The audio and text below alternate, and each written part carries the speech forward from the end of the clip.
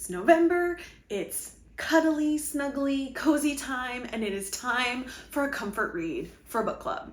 Hey everyone, my name's Amanda and I'm the Fun Size Reader, and it's time to choose November book club for 2022, and I'm really excited about the book that I have picked for this month.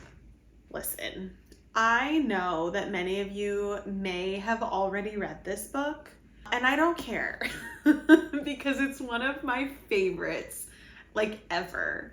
And I just have been in like a book funk and just feeling kind of like let down by a lot of books. And I needed to read something that I knew that I loved, especially when the like seasons start transitioning and things start getting cold and gloomy and dark, and I just wanted this like snuggle with a blanket comfort book. This is a romance, okay? It is a romance, but not a rom-com.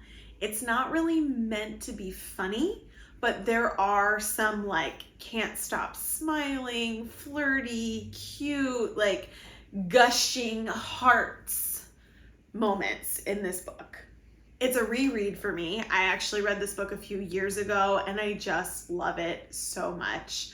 And I just wanted to read it again. For November Fun Size Book Club, we will be reading The Simple Wild by K.A. Tucker. We've talked about like this month atmospheric books when we talked about Spells for Forgetting and how it like just brings you to this place, and the way the writing is just so amazing and just like sucks you in. This is that way, but like for a romance book. Like it lives in my head.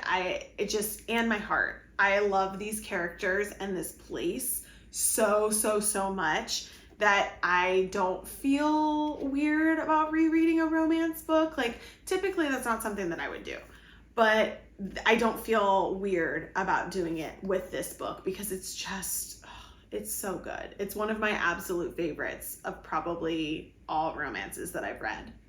So let me read you what The Simple Wild is about. Calla Fletcher wasn't even 2 when her mother took her and fled Alaska, unable to handle the isolation of the extreme rural lifestyle, leaving behind Calla's father, Ren Fletcher, in the process.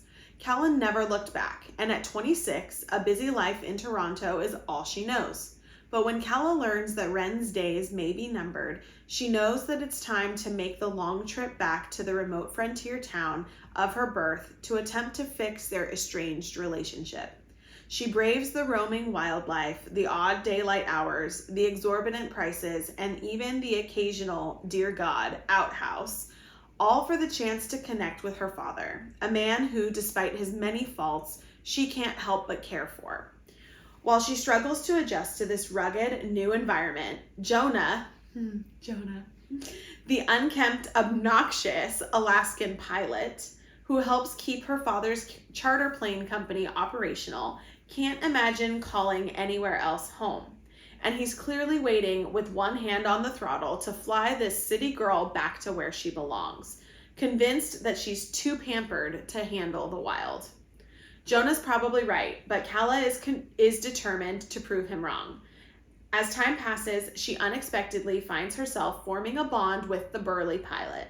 As his undercurrent of disapproval dwindles, it's replaced by friendship, or perhaps something deeper. But Calla is not in Alaska to stay, and Jonah will never leave. It would be foolish for her to kindle a romance, to take the same path her parents tried and failed at years ago. It's a simple truth that turns out to be not so simple after all.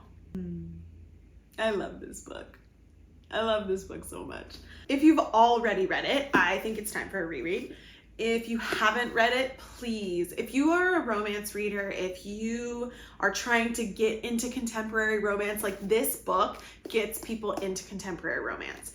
It is full of banter and tension, and there's like an enemies to lovers in there, but there's also like pranks. Obviously, like the growing relationship with this place, with her father, with the other people, with Jonah, like with herself. There's so much that just is all encompassed in this book. It's so good, you guys, and I just want to read it again. And I really, really hope that if you haven't read it, that you want to read it too, because it is that good. Now, I will say you kind of could see it from the description that there might be some triggers for people in this book. This does deal with a relationship between her and her father that was estranged, just like the description says, and she goes back because she finds out that he's sick. So sick parents, dying parents, estranged familial relationships, those are all things that are evident in this book that can be triggers. So I just want to warn anybody, especially because this is November, like I don't want to upset anybody. So I'm being very, very clear about what happens in the book. Like it's obvious from the back. Just something to keep in mind before deciding if you're going to read with me. As always, our discussion for book club for November will be on the last Tuesday of the month, which is November 29th at 5:30 p.m. Pacific Standard Time. This should not interfere with any holidays or anything like that. I checked the date. It is not Thanksgiving for those of us who are in America, so it should be fine. It shouldn't be moved. This is like a couple day read for me, or at least it was when I read it the first time. So I don't anticipate having to move this date.